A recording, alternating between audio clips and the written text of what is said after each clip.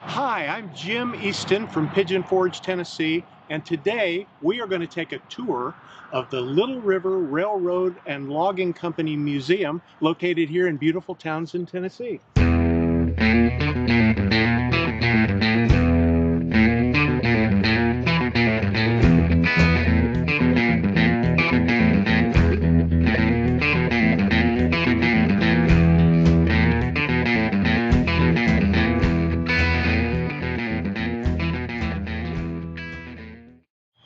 Every kid loves trains. And when I say kids, I mean people up to age 85 or 90. And there is a beautiful train here to see at the Little River Railroad and Logging Museum. And Don Hedrick is going to tell us all about it. Don was one of the founders of this beautiful museum. Hello. We're standing beside a Shay locomotive that was used in the early 1900s to move logs from what's now the Great Smoky Mountain National Park down to a lumbering operation here in Townsend. On this site that we're standing on was a lot of activity going on.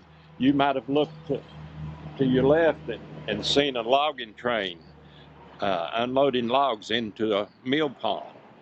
And you might have seen hundreds of stacks of lumber off in that direction. So there was a lot of activity going on here in the early 1900s. We'll try to give you a brief overview of some of the artifacts that we have here on site. So this would be the Shay locomotives, or a similar locomotive that was used in the early 1900s. What makes this locomotive unique is because it is a geared engine, unlike the rod engines that you might have played with when you were a child. A rod engine, if you recall, there was a rod on the side of a big wheel that moved the wheels to push the train along. On the Shay locomotive, which is a geared locomotive, as you notice the gears, and this set of wheels is connected to the other sets of the wheels. So the uniqueness of it is that it had a lot of traction effort. Locomotives aren't measured by horsepower. They're measured by traction effort. It's how much pressure that you can get from the wheel down to the track. So this was the reason that these locomotives were used in the mountains, because of the steep inclines that they would have to overcome.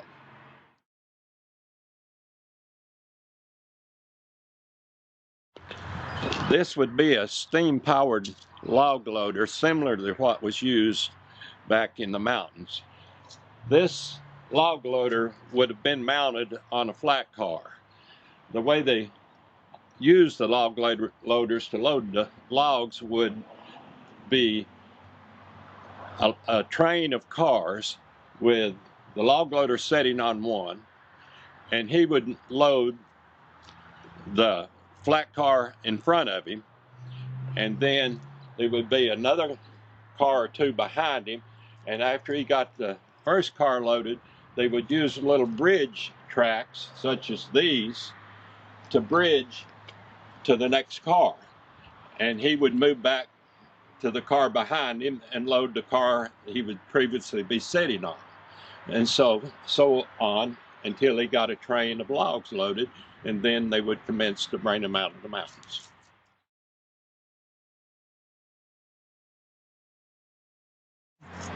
Here we have a portable steam engine. These steam engines were used in the early logging operation by the pioneers that moved into this area. Now, this is nothing but a source of power. These wheels are hooked to the steam engine itself, and there would be a big belt go around this wheel, which would reach out to the sawmill, which was some distance away from the engine. These was a source of power before the diesel engines came into being.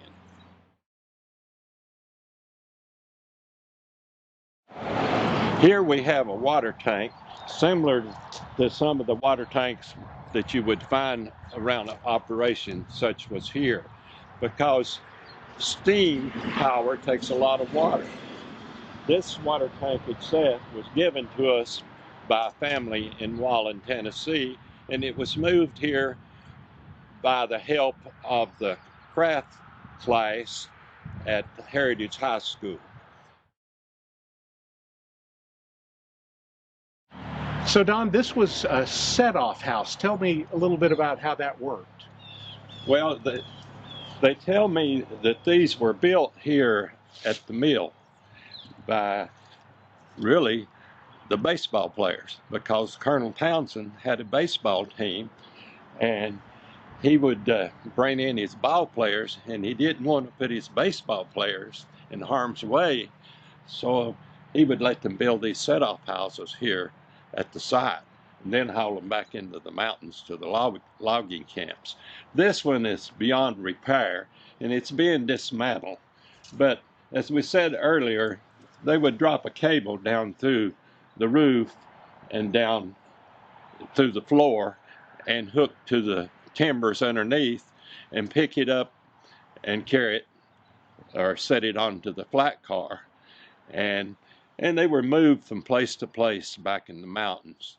And it has been said that some of the ladies might even be cooking dinner when they decided to move and just pick it up, and everything was moved at one time and set it off to the new location, and life continued. Don, I've seen one of these when it was just a shell of a building, and you've done something amazing with this. Can you tell us about it? Well, this is a set-off house. This is one of the camping houses they moved from logging site to logging site. This particular set-off house came from an area of Sevier County where, when the lumber company shut down, they sold these little set-off houses to some of the individuals, and this particular guy took 3 of them and put together and made a home out of it. So it was going to be destroyed because of progress, and it was offered to us, and the museum volunteers went to the site and moved this particular one to here. And it's a work in progress. We're trying to depict what life might have been back in that area. Train depot and post office looks remarkably similar to this gift shop that I'm looking at. So Don, tell us how that came to be. Well, as we developed the museum, we needed a gift shop, and we decided to build the little gift shop to duplicate the Elkmont post office and commissary. If you'll notice, it's very similar, and it worked out really well for us.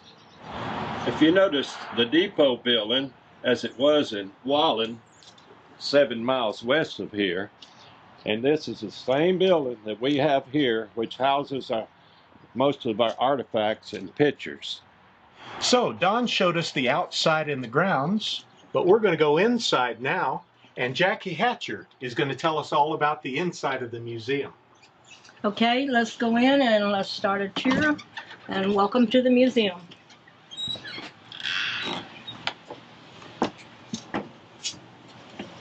My name is Jackie Hatcher. I've been with the museum for over 14 years, and I have a degree in anthropology from the University of Tennessee and history. Our museum starts out with the story of Colonel Wilson Townsend from Lancaster, Pennsylvania, who came here in 1901 and started the Little River Logging Company. In the process of that, he had come from Pennsylvania in order to buy land, to cut timber, to sell all over America and to Europe. With that, he was followed the Schlosser Leather Company down here to provide bark for their company, which had started in 1900 at Wallen, Tennessee, 7 miles west of here. The railroad first came from Maryville to Wallen, and then Mr. Townsend continued the Little River Railroad from Wallen to Townsend and then to the Smoky Mountains. Wallen was established to provide leather for companies all over the United States and all over Europe. And with that, Mr. Townsend would begin to provide bark with a big logging pond out here. The logs were soaked in the logging pond, and then where the bark was gathered and sent by boxcar to the tannery company in Wallen. Sometimes 3 boxcars a day came. Mr. Townsend bought 84,000 acres of land within what is now the National Park from 1901 to 1906 and 7. They cut timber back toward Crib Gap, going toward Cage Cove. The railroad was being built over to Elkmont during this time, where they began to cut timber around 1906, 1907. Those areas were cleared by 1927 at Elkmont, coming into Tremont and Walker Valley in 1918 to begin cutting. Mr. Townsend had bought the land from Mr. Walker, this gentleman right over here. It was called Walker Valley. He owned the whole area, the Tremont area, and he sold it to Mr. Townsend in 1918 because he became sick with the Spanish flu. And he knew that he had to leave money for his family to live. He would never probably have sold him the land if he'd gotten sick. It may not ever have gotten cut. Mr. Townsend's promised not to cut an area called Thunderhead, but he died in 1936, and the logging company then proceeded to cut the land. They cut their last tree on December 7th, 1938. And the last log was ran through the mill July 7th, 1940. With the coming here, he built a company store back out about a block back out here on the river by the swinging bridge. He built a company railroad station. He built a company office and a company hotel. And then across the field out here where Mr.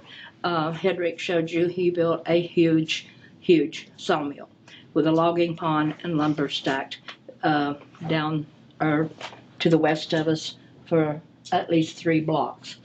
With the cutting of the timber, our Smoky Mountains began to lose a lot of its environmental impact on the area. Species were lost. Rivers were flooded with more and more dirt and soil washing off from the mountains. And he was a very smart businessman who was shipping lumber not only all over America but also to Europe. 1/3 of the lumber that came out of here, from what I have read, went to Europe. America became an industrial revolution country in the 1880s, and with that, and the train being able to go where no man had gone before, they could go out in the middle of nowhere and build a town like Townsend. There was nothing here but fields and farmland when Mr. Townsend came here, and he built the town around the Little River Railroad and the Little River Logging Company. Elkmont became a seasonal town for tourists and a town that was for rich people to come to with their who built cabins there and tended to come out in the summers and stay in the summers, and the men would come on the weekends from their cities and stay with the women and the children, and had lots of things to do there, including the Appalachia Club, which has been restored there. Townsend built the town of Townsend. He was an extremely good man. He was good to the people and good to his employees. He provided college scholarships for kids to go to college. He provided them clothes and money to go to college. He would loan women money to start businesses. He encouraged them to start businesses and to have bed and breakfasts built, restaurants, gift shops. And with that, he started sending brochures up north in order to get tourists in here. With the cutting of the timber, the Smoky Mountains was beginning to be depleted of timber. Not only was the Little River Railroad Company cutting timber, there were other large logging companies, both in North Carolina and Tennessee, cutting timber. Townsend built one of the only, which we think is kind of remarkable, swinging bridge railroads in order to get at Meigs Creek, in order to get lumber from off the mountains and the timber from there to bring to the mill for lumber. And you can see a lot of the work that went on. It was hard work. You worked from 6 in the morning till 6 in the evening, and you made, starting out 10 cents an hour, and it could go to 26 cents an hour.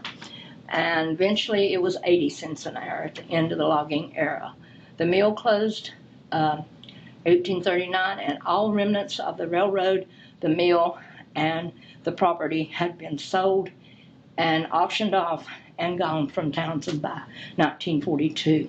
The opening of the park, September 1940, Mr. Townsend was still cutting timber in the area of Tremont, and until the park did open, nearly they were cutting timber there, because when he sold his land to the Park Service, he kept a cutting right till the night for 15 years.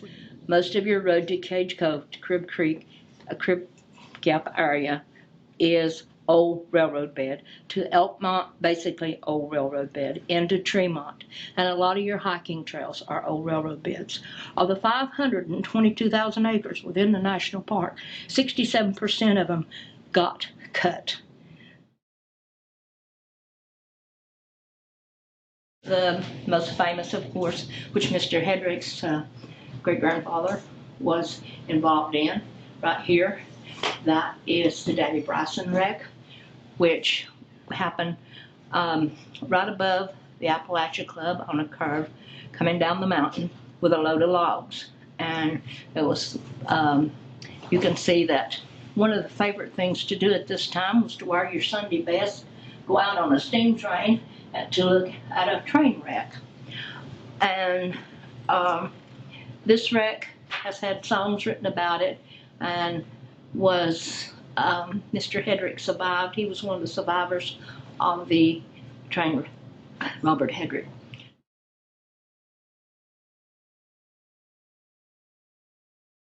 This little engine right here is the 110. It is running at the Little River Railroad excursion trains in Coldwater, Michigan. In 1910 and 11, Mr. Townsend decided that he wanted a train that had the power of a passenger train and the pulling power of the shay.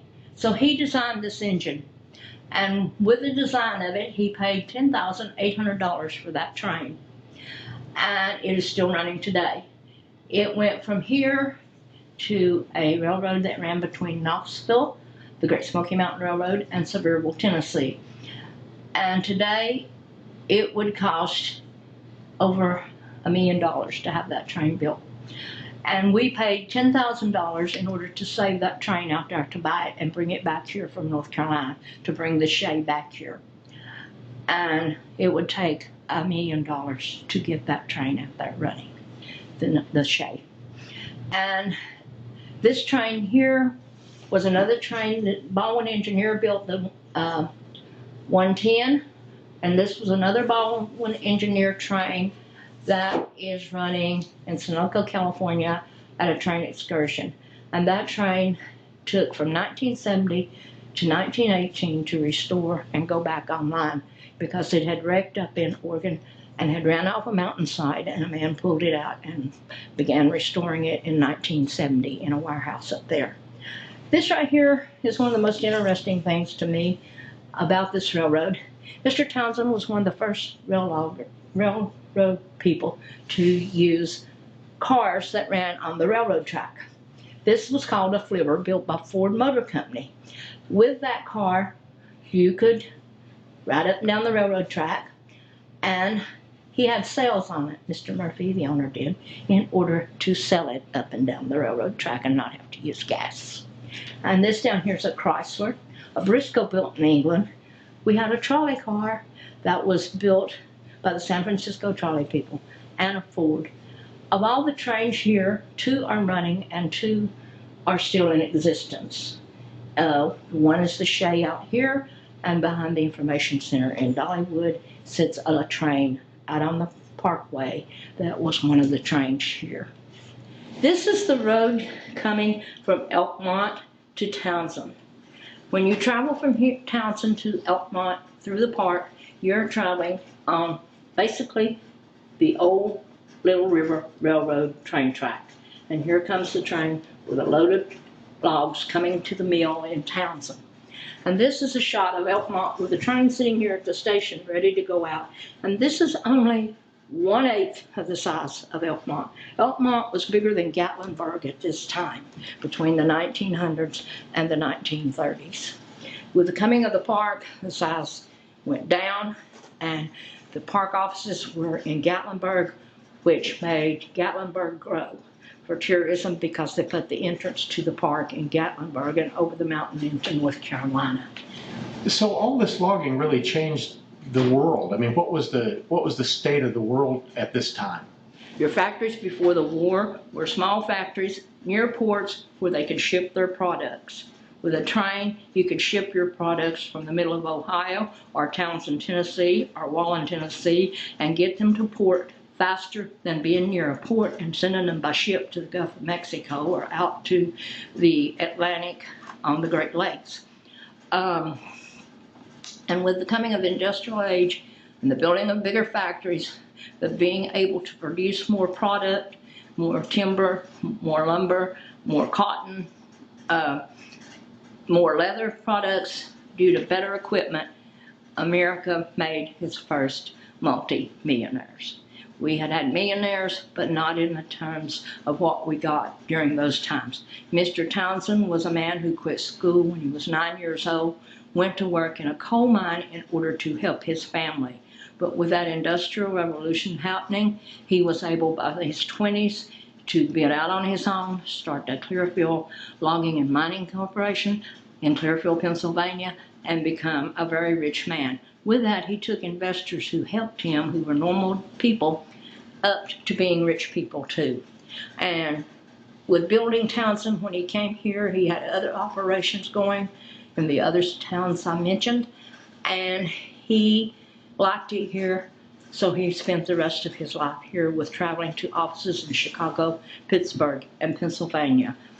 The lumber was huge. The trees were huge. One of the largest trees they cut was a poplar tree in the area that filled a whole car full of lumber. That lumber was shipped to London, England, to a furniture company. You could order your house from Sears and Roebuck. Sears and Roebuck was ordering timber to build kits so that you could build a house from a kit. You ordered them, they shipped them to the nearest train station, you went and picked them up and built your house. Townsend has one.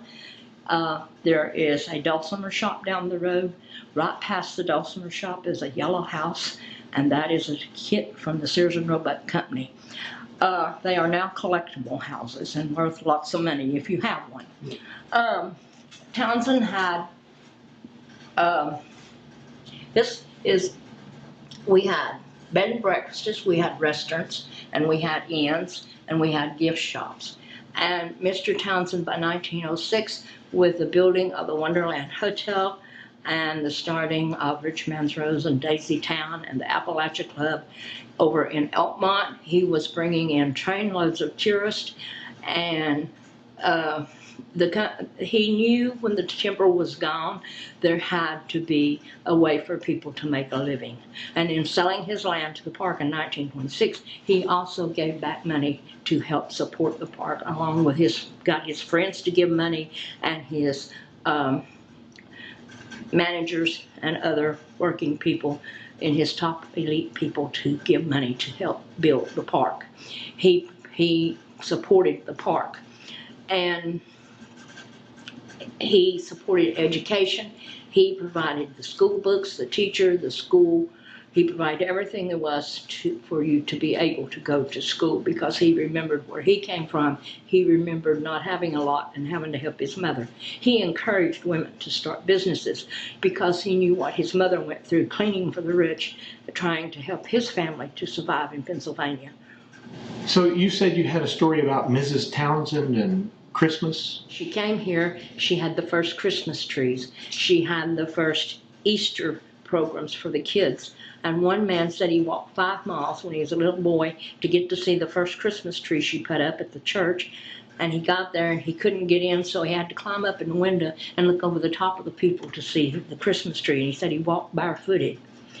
And she would bring fruit from Florida on her train for the kids. One year she bought grapefruit in, and they didn't know what it was. They thought they were big oranges. So the kids went out and they took a bite of them, and they didn't like those things. One lady told me when we used them for balls until they rotted, and Miss Margaret never knew it. She kept a clothes closet for the kids. She made sure they had clothes first. And if you lived back in the mountains and you didn't have clothes to wear to high school because you had to go to Maryville to high school for the first 16 years, you went to her clothes closet and she seen that you had clothes so that you looked like the other kids at the school. You fit in. His train took you to school in Maryville, brought you from the mountains down here, and provided you transportation back and back home at night. If you come to our museum and you look at this, just remember, not only was this logging and this new town building and then this industrial stuff going on in Townsend, it was happening from the 1880s, the 1870s, on up until the 1830s all over America, not just here. And towns were being built, factories were being built.